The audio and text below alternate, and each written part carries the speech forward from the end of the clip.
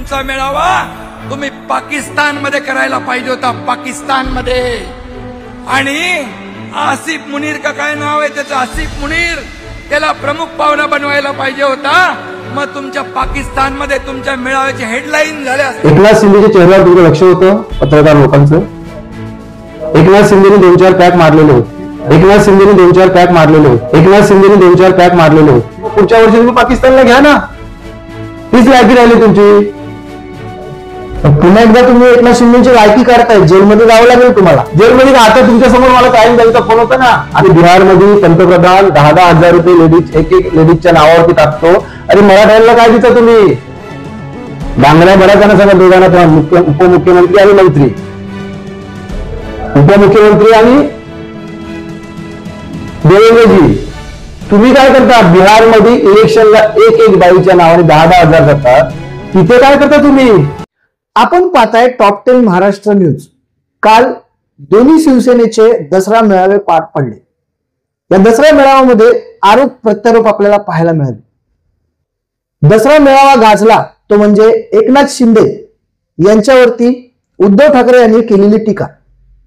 त्यात एकनाथ शिंदे यांनी उद्धव ठाकरे यांना दिलेला प्रत्युत्तर. एकनाथ शिंदे उद्धव ठाकरेंना असं म्हणाले की आम्ही आमच्या दसरा मेळाव्यामध्ये अमित शहाला तर बोलूच, परंतु तुम्ही तुमचा दसरा मेळावा पाकिस्तानमध्ये जाऊन साजरा करावा, तशी हेडलाईन देखील तुमची छापून येईल. यावरती आता आपण पालघर लोकसभा संघटक उद्धव बाळासाहेब ठाकरे शिवसेनेचे जनार्दन पाटील उर्फ जन्या मामा यांच्याकडे आलो आहोत. जाणून घेऊया या सर्व विषयी जनार्दन पाटील उर्फ जन्या मामा यांची काय प्रतिक्रिया. मामा नमस्कार. टॉप 10 महाराष्ट्र न्यूज चॅनल मध्ये आपलं स्वागत. कसं उत्तर द्याल एकनाथ शिंदेने केलेल्या विधानात? कालचं भाषण. हो, दसरा मेळावा कोणी चालू केला? हिंदू हृदय बाळासाहेब ठाकरे. बाळासाहेब ठाकरे उद्धव साहेबांचे कोण? वडील. आणि एकनाथ शिंदेचे कोण? एकनाथ शिंदे त्यावेळेला एक कार्यकर्ते होते. शिवसेना चोरली कोणी? एकनाथ शिंदे. मग अधिकार दसरा मेळाव्यावर कोणाचा? उद्धव ठाकरेंचा. मग पाकिस्तानमध्ये उद्धव साहेबांनी दसरा मेळावा घ्यावा की एकनाथ शिंदेने? पहिला दसरा मेळावा स्वर्गीय बाळासाहेबांनी चालू केला, त्यांची परंपरा म्हणून त्यांच्या मुलांनी चालू केला, चालू ठेवतो आजपर्यंत. चोरला तुम्ही ना, मग तुम्ही पाकिस्तानमध्ये जावा. तुमचे पंतप्रधान तिथे केक कापायला जातात पाकिस्तानला. इथे 22-23 लोक मेले. इंडिया पाकिस्तानची मॅच झाली नाही पाहिजे अशी पूर्ण हिंदुस्थानाची जनतेची आग्रह होता. सरकार तुमचं आहे, तुम्ही मॅच भरली ना. कशासाठी? फक्त पैशासाठी. एकनाथ शिंदेच्या चेहऱ्यावर तुमचं लक्ष होतं पत्रकार लोकांचं. एकनाथ शिंदेने 2-4 पॅक मारलेले होते आणि त्या दारूच्या नशेत तो बोलला. तुम्ही गंभीर आरोप करताय. चेहऱ्यावर दिसत होतं ना. आणि जर तुम्हाला बोलायचंच होतं तर मग त्यांचा जो काय 2-5 वर्ष अगोदरपासून ते मेळावा घेतात. सतत तुम्ही बघा, उद्धव साहेबांचं भाषण झाल्यानंतरच ते करतात. मग तेव्हा कोणतरी लिहून देतो असं नाही असं बोला, कारण ते हमेशा वाचूनच बोलतात. उद्धव साहेबांनी कधी बघितलं वाचून बोलताना? धडाधड बोलून गेले.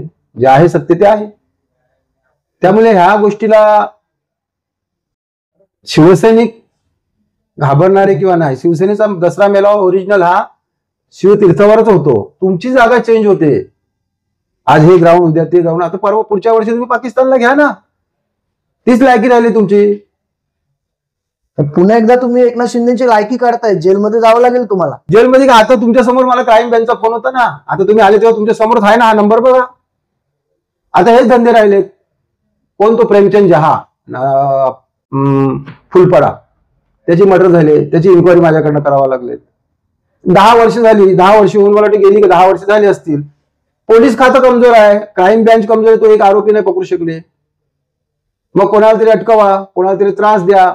आता मग महानगरपालिकेचं इलेक्शन आलं, जिल्हा परिषद पंचायत समितीचं इलेक्शन आलेलं आहे. मग कुठेतरी जनार्दन पाटीलला दाबा. उद्धव साहेबाचा शिवसैनिक घाबरणार नाही. तुम्ही असे 10 क्राईम ब्रँचला माझी कंप्लेंट करा. मी सक्षम आहे ना. मला सोमवारी बोलून मी सोमवारी जाणार आहे. बघतो काय बोलतात ते, उत्तर देतो. तुमचं म्हणणं असं आहे का की एकनाथ शिंदेच्या विरोधात बोलताय म्हणून तुम्हाला? एकनाथ शिंदेने विकत घेण्याचा प्रयत्न केला ना. कोणाला? मला पैसे देऊन विकत घेण्याचा प्रयत्न केला. मग मी विकला नाही गेला म्हणून हे सगळं चालले. आता त्यांना माहिती आहे जिल्हा परिषद पंचायत समितीचं इलेक्शन आहे. मग जनार्दन पाटीलला कुठे दाबा, म्हणजे पालघर जिल्ह्यात आवाज बंद होईल सगळ्यांचा. मी घाबरणार नाही. मी जेलमध्ये बसला तरी चालेल. पोलीस खातं कमजोर पडलेलं आहे, ते तुम्ही आहेत, पण तुमचं आता सरकार आहे, तुम्ही शोधून काढा त्या जहाचा मारेकरी कोण आहे. तो झोपलेत का पोलीस आजपर्यंत? आणि 10 वर्षानंतर आम्हाला सांगणार. पण त्या मर्डर केसमध्ये तुमचा काय संबंध? हा राजकारण आहे. आमच्या साहेबांना 3 महिना आतमध्ये टाकलं ना, राऊत साहेबांना, संजय राऊत साहेबांना. काय त्याचे ते निष्पन्न काय झालं? मग आता इथे पालघरमध्ये बोलतो कोण? जनार्दन पाटील. महानगरपालिकेचं इलेक्शन आलेलं आहे, जिल्हा परिषदेचं इलेक्शन आलेलं आहे. मग जनार्दन पाटीलचा आवाज बंद करा. मी काय घाबरणार आहे का? हे जेलबिल माझ्यासाठी नवीन नाही आहे. जातो सोमवारी, बघतो काय बोलतो, ते देतो उत्तर. मेळाव्यामध्ये अजून एक गोष्ट प्रामुख्याने गाजली, ती म्हणजे 2 भावांच्या युती संदर्भातली. कुठपर्यंत पोहोचल्या? रक्त एकच आहे ना, ठाकरे आहे. येणार कधी एक भावावरती संकट आलं दुसरा भाऊ धावून येणारच. आणि तीच परिस्थिती आज आहे. 2 भाऊ एकत्र येतात. महाराष्ट्र आनंदी आहे, खुश आहेत. पहिली तर तुम्ही जे मराठवाड्यामध्ये जे काय, विदर्भात जे काय लोकांचं नुकसान झालेलं आहे, तिथे तुम्ही ओला दुष्काळ जाहीर करा ना. का नाही करत आजपर्यंत? गप्प का बसलेत? मुद्दे सोडून लोकांची दिशाभूल करून नाही ते विषयावर कशाला बोलता?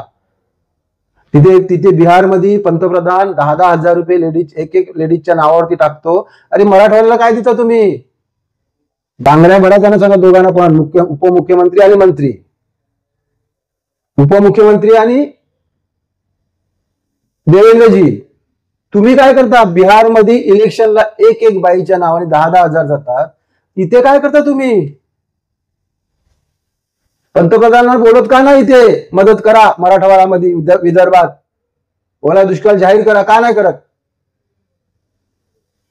महाराष्ट्रात त्यांना मराठी माणसाची गरज नाही. मराठी माणूस संपवायला लावलाय. आणि आता 2 भाऊ एकत्र आल्यात, मराठी एकत्र येतो, त्याची आणखीन त्याला जलन झालेली आहे. असे घाणेरडी जर आपले मुख्यमंत्री असतील आणि उपमुख्यमंत्री, तर नक्कीच महाराष्ट्राचा वाटोळा करतील. धन्यवाद मामा. तर थोडक्यात आपण जनार्दन पाटील उर्फ जन्या मामा यांची प्रतिक्रिया घेतलेली आहे.